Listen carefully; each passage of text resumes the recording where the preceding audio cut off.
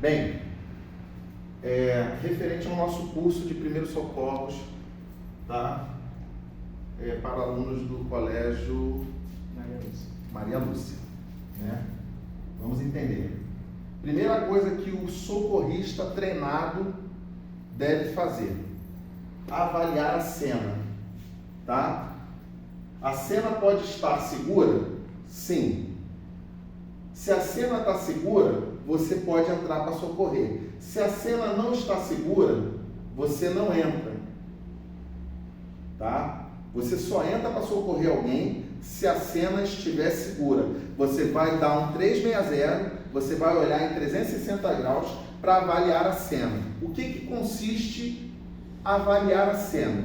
Avaliar a cena é nada mais nada menos que saber se você, socorrista, vai se tornar uma nova vítima ou não.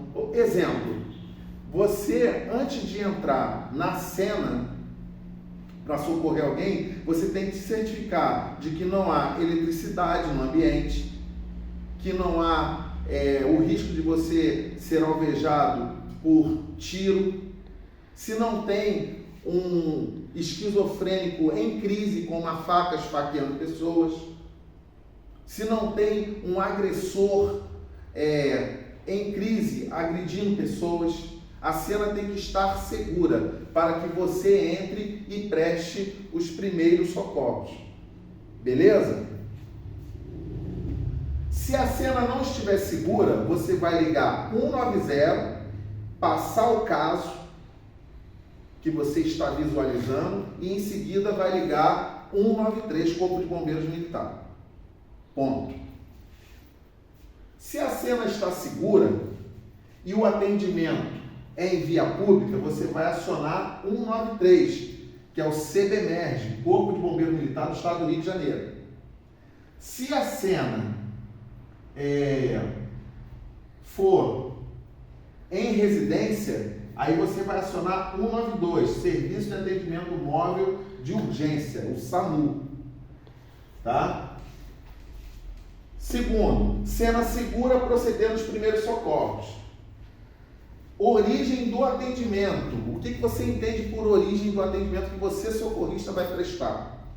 Esse atendimento você tem que saber a localização exata, que é importante, né? É importante você, socorrista, saber a sua localização exata para você direcionar para onde a equipe de suporte avançado ou suporte básico vai chegar, né? Então, você tem que saber, literalmente, informar aonde é que essa equipe deve se apresentar para prestar o auxílio a você. Lembrando que você é um socorrista, né? No caso de vocês, socorristas treinados, e tem o socorrista não treinado. É aquela pessoa que está prestando socorro. Beleza? Então, aqui nós vamos abordar os tipos de atendimento voltado para atendimento clínico. Porque você tem um atendimento clínico, você pode ter um atendimento de trauma. Posteriormente, nós vamos abordar a parte de trauma. Nessa aula de hoje, nós vamos falar de atendimento clínico. Atendimento clínico. Então, nós temos a crise alérgica, tá? A convulsão, por exemplo, a diabetes descompensada, tá? Sabendo que existe a diabetes tipo 1 e tipo 2, que são os mais comuns, tá? Quando você fala de diabetes descompensado, a gente está se referindo ao quê? O nome está dizendo diabetes descompensado. Essa pessoa pode estar apresentando uma hiperglicemia, tá? Que em algumas literaturas vocês podem ver como, por exemplo, 126 mgdl, que significa miligrama por decilitro. No caso dessa pessoa é em jejum, tá? A hipo, não está dizendo baixa, baixa de glicemia. Hipoglicemia, aqui, diminui a glicose, né? É conceituado geralmente abaixo de 70 mgdl, ou seja, miligramas por decilitro. Então, se uma pessoa está com a glicose, por exemplo, de 20 ou 30, essa pessoa, ela pode estar inconsciente.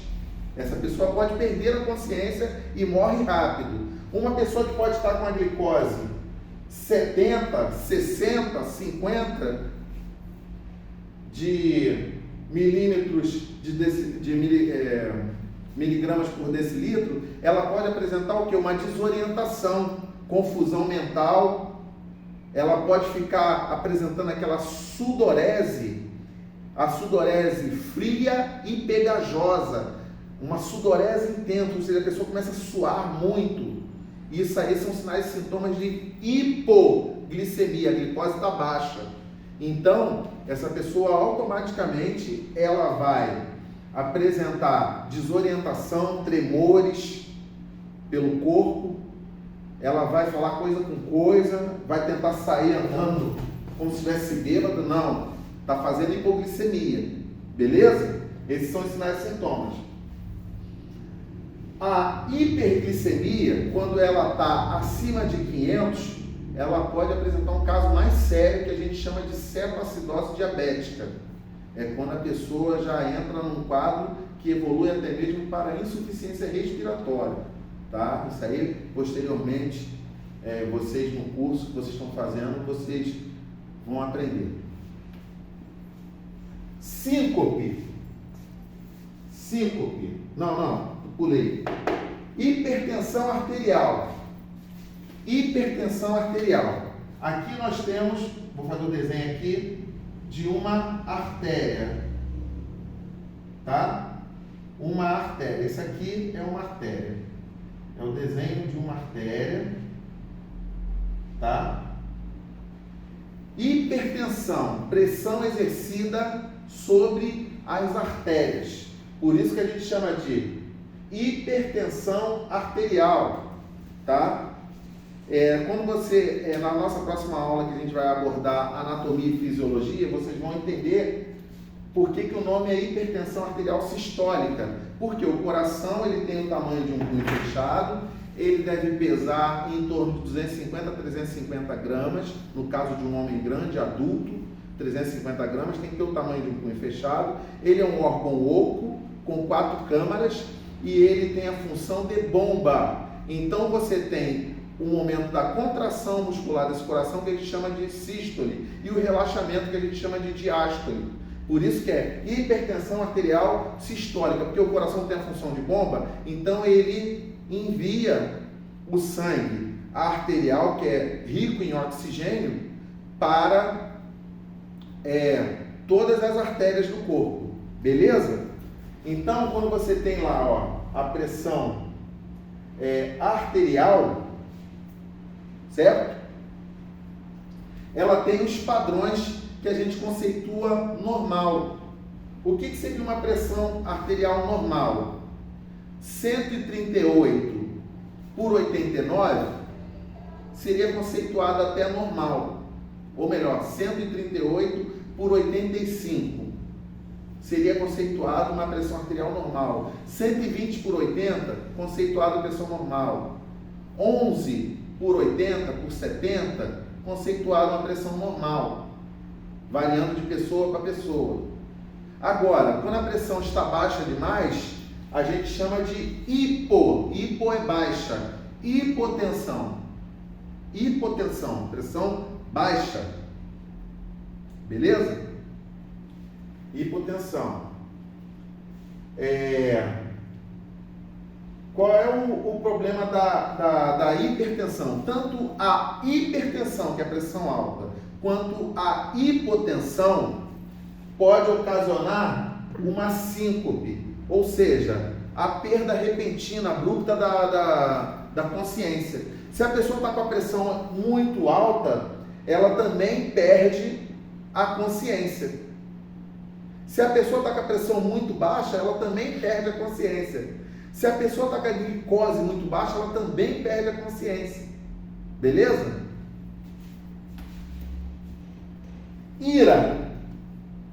IRA, insuficiência respiratória aguda, tá?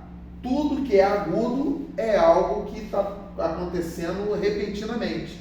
Então vamos lá, insuficiência respiratória aguda.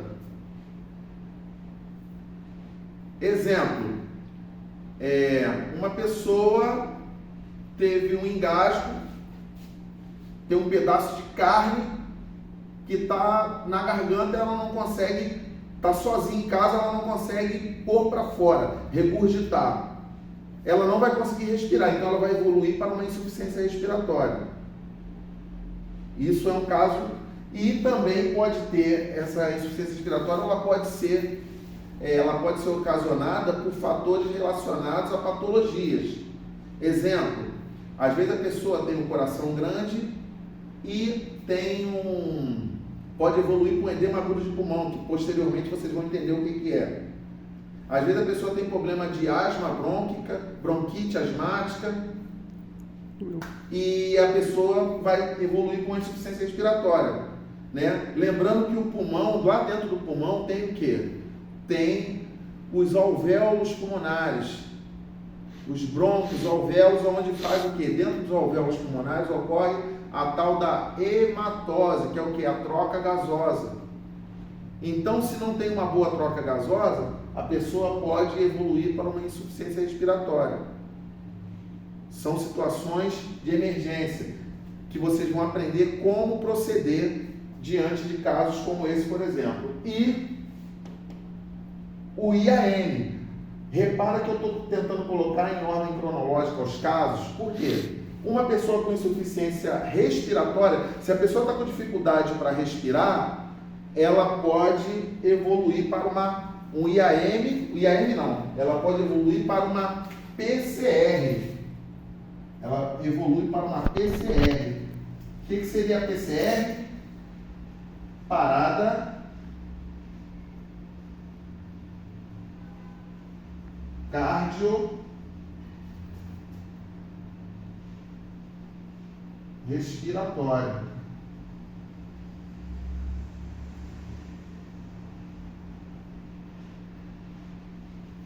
O que você entende por parada cardiorrespiratória? O nome já está dizendo. Cardio vem de cardíaco. Porque o coração tem 3 camadas. São 3 músculos que revestem o coração: endocárdio, pericárdio e miocárdio. Por isso que a gente fala que é o infarto agudo do miocárdio. Beleza? Então vamos lá. Parada cardiorrespiratória. PCR. Quando a pessoa evolui para por essa parada cardiorrespiratória pode ser por falta de oxigênio no cérebro, pode ser por, exemplo, a pessoa, você deu uma gravata, está lutando jiu-jitsu, encaixou o mata-leão, começou a apertar, pegou lá a pessoa lá, encaixou o mata-leão, eu estou apertando,